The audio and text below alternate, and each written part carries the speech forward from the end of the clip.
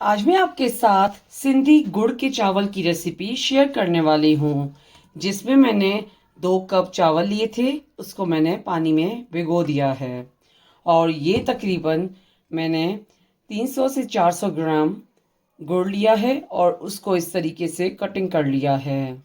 तो अब हम गुड़ के चावल बनाना स्टार्ट करते हैं और इसमें जो चीज़ें शामिल होंगी वो मैं स्लो स्लो आपको रेसिपी में शेयर करती जाऊंगी। अब मैंने ये कढ़ाई ली थी। कढ़ाई में जो है मैंने 3 कप पानी की डाली है। उसके बाद मैंने इसमें हाफ टी स्पून इलायची पाउडर डाला है। उसके बाद मैंने चावल को अच्छे से वॉश कर लिया है। तो अब हम इसमें पहले चावल डालेंगे और इसमें हम चावल डाल दिए हैं और इसका फ्लेम जो है हम मीडियम पे रखेंगे।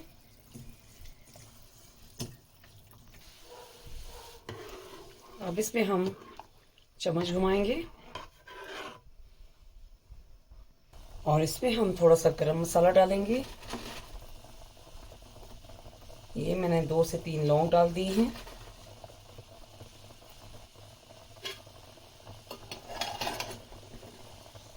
और अब हम इसमें थोड़ी सी सौंफ डाल रहे हैं। उसके बाद हम इसमें केसर डालेंगे। अगर आपके पास घर में मौजूद हो तो आप ज़रूर शामिल कीजिएगा, अगर नहीं हो तो फिर। चावल जो हैं काफ़ी सारे पक चुके हैं, थोड़े से हैं। तो अब इसमें मैं जो गुड़ के पीस किए थे वो इसमें शामिल कर रही हूँ। उसके बाद जो है हम गुड़ को अंदर डालेंगे और चावल को इसके ऊपर रखेंगे, क्योंकि ये जो गुड़ जो है वो स्लोली इसमें मेल्ट हो जाएगा। और अब हम इसके ऊपर ढक्कन देंगे। अब हम इसका ढक्कन खोलेंगे और ये जो गुड़ है वो अंदर सारा मेल्ट हो चुका है। तो अब हमें ये चावल जो हैं दम पे रखेंगे।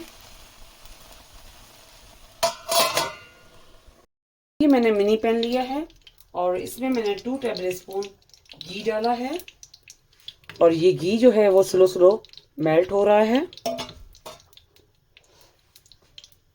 अब ये घी गर्म हो चुका है तो हम इसमें चॉप किया हुआ बादाम, काजू और कोकोनट ये डाल रहे हैं और इसको फ्लेम मैंने स्लो कर दिया है और स्लो पे हम इसको फ्राई करेंगे।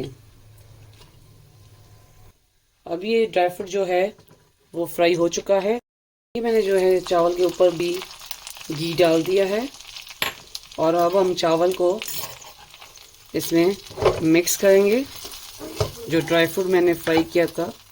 और ये चावल भी जो है हमारे रेडी हो चुके हैं। तो ये सिंधी गरम गरम गुड़ के चावल खाने के लिए रेडी हो चुके हैं।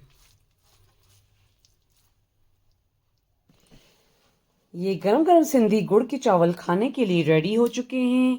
ये गुड़ के चावल आप अपने घर पे ज़रूर ट्राई कीजिएगा। मेरे चैनल पर फीडबैक दीजिएगा। ये गुड़ के चावल आप किसी फेस्टिवल, ओकेजन या किसी पूजा वगैरह में भी बना के खा सकते हैं।